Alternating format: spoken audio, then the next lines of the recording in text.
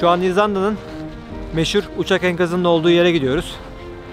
Bu uçağın hikayesi de şöyle. 1973 yılında Amerikan donanmasına ait bir uçağın yakıtı bitiyor ve buraya düşüyor. Yolcuların hepsi hayatta kalıyor.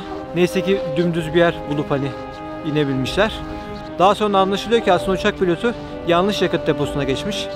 Düşmesinin sebebi oymuş. Şu anda hala enkazı gelip ziyaret edebiliyorsunuz, ücretsiz.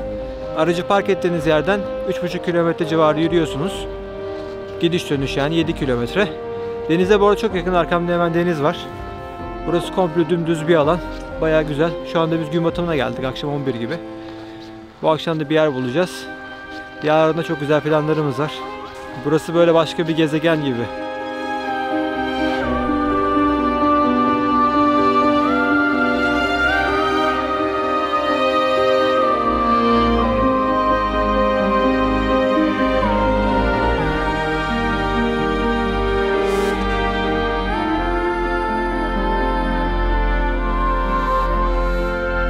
Sahile kadar yürüyüp burada uzunca vakit geçirdikten sonra geceyi burada bitirmeyip internetten araştırarak bulduğumuz bir yere gitmeye karar verdik.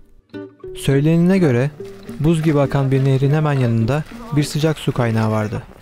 Havanın da kararmamasını fırsat bilerek buraya doğru yola koyulduk. Ve etraftaki ipuçlarını bularak aramaya başladık. Sıcak suyun olduğu yere varabilmek için önümüzde aşmamız gereken buz gibi akan bir nehir vardı. Burada bir tane daha hot spring bulduk. Aslında ünlü olan yer arkadaydı ama yeni bir yer bulduk. Burası biraz gizli. Şimdi yeri göstereceğim size. Şuradaki su soğuk su, dağlardan gelen. Burası da sıcak su. Bu sıcak su da şu yukarıdan geliyor. Zaten dumanı görüyorsunuz burada. Bizim arkadaş da sıcak soğuk su yapıyor.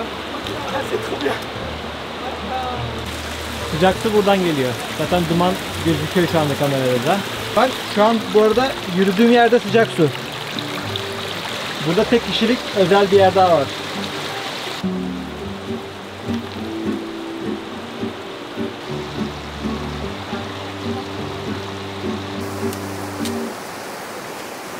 It's hurting, right? Tom buraya gelirken yamaç paraşütünün yanında getirmiş. Buradaki hava şartlarından dolayı yapmaya çok fırsat bulamamış. Fırsat buldukça bu şekilde rüzgar ile egzersiz yapmaya devam ediyor. Aynı zamanda tırmanış malzemelerini de yanında getirmiş. Bizi teker teker buzun üzerinde yürümeye davet etti. Kulay ile buzun üzerine çıktığında ben de drone ile onları takip ettim.